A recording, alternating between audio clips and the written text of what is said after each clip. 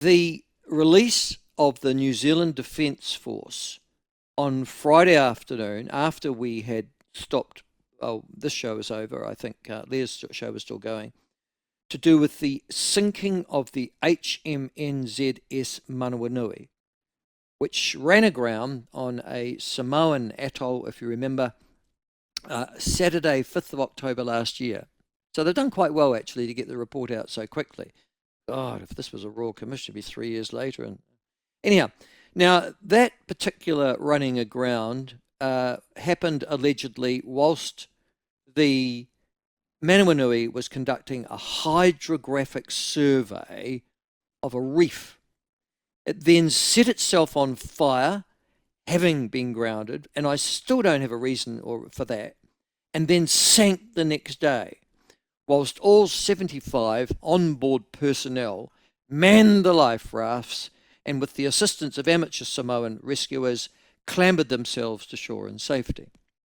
Now, the Manawanui was already a byword in defence quarters, I discovered, for DEI, diversity, equity and inclusion policy, in defence and political circles, I discovered, having appointed a lesbian woman from the United Kingdom as its commander, who'd become also a leading queer figure in the New Zealand Navy and an upfront champion of LGBTQ plus and all the other sort of things that come after it rights.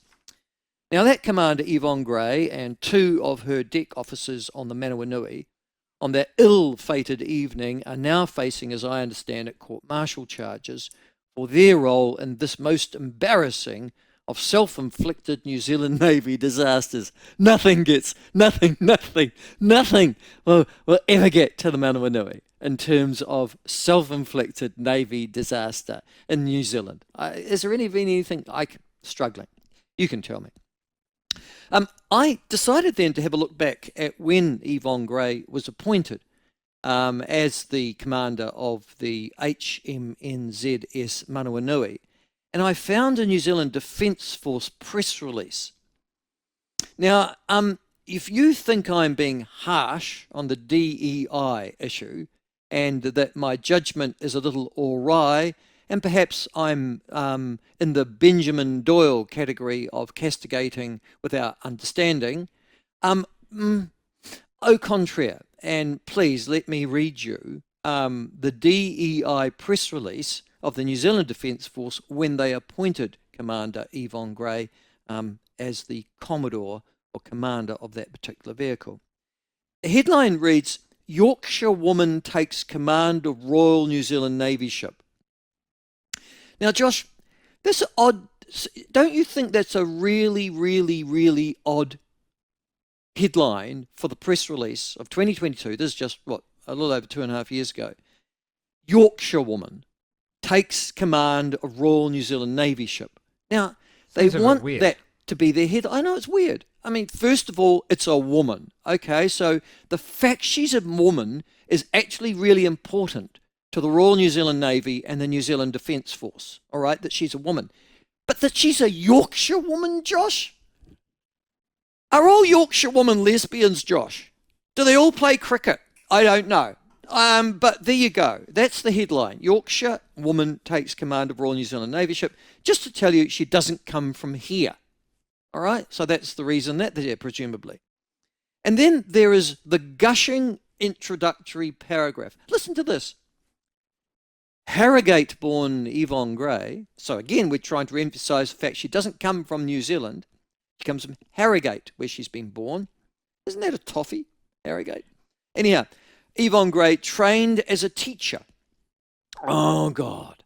And once hoped to open her own restaurant. This is the introduction to the commander of the HMNZS Manawanui and her appointment. You think you'd have something there like, can you sail a boat? No. She trained as a teacher, came from Harrogate and Yorkshire, is a woman, and once hoping to open her own restaurant. My God, these are perfect credentials, Josh, to run a New Zealand Navy ship. What else would you be thinking? But those are the first two paragraphs. Go and look for it yourself. Go and Google it. Go on, off you go if you don't believe me. Go and have a look. Instead, it carries on, she, at least she's got a pronoun, found her perfect niche as a naval officer first in the Royal Navy and now in the Pacific with the Royal New Zealand Navy. She then took the dive. She's taken the helm of the Royal New Zealand Navy's quote-unquote dive, hydrographic and salvage festival. And who knew that dive and salvage were going to be two prominent words that the Manawanui would be using in exactly the wrong way within 2 years. The press release then goes on to say, Josh, that Manawanui is Maori for steadfast, Josh, or big heart. And the English words apparently dive and salvage are exactly what the Manawanui, as we know, did in Samoa and now is required to have done to it. Lots of diving around it and lots of salvage. And hydrographic is an English word, Josh, for mapping the seafloor, finding out which bits to avoid, and then crashing into them. Anyhow. The Royal New Zealand Navy or New Zealand Defence press release finishes, and just so that they want you to know she's a lesbian.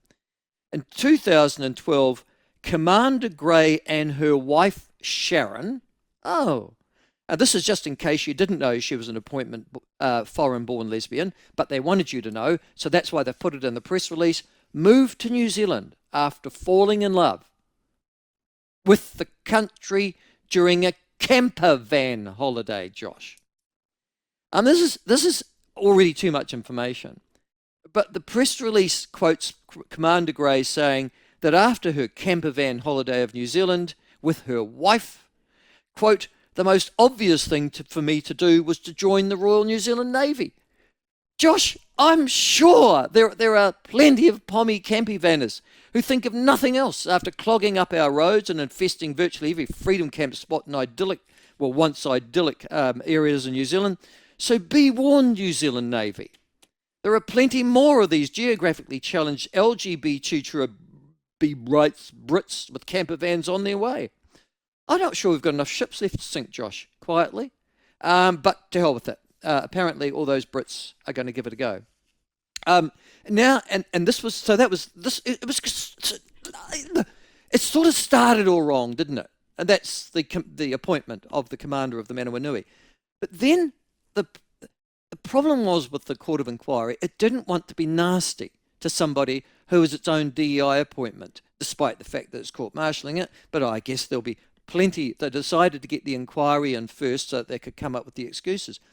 Apparently, because I then read in the inquiry report that Commander Gray is now being praised for saving 75 lives by getting them to abandon the listing Manawanui, not in a storm, not too far offshore, and with rescuers on their way.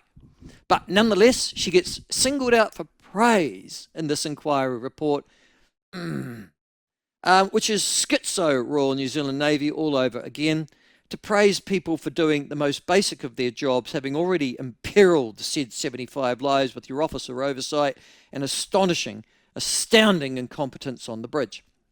The initial report reports that the commander and crew of the Manawanui were all undertrained, according to Radio New Zealand, but according to the report as well, and the ship itself was not up to doing hydrographic work, but really liked the idea of being a submarine instead.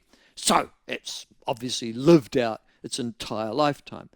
We'll be talking later on the show to former Defence Minister Wayne Mapp to do with this.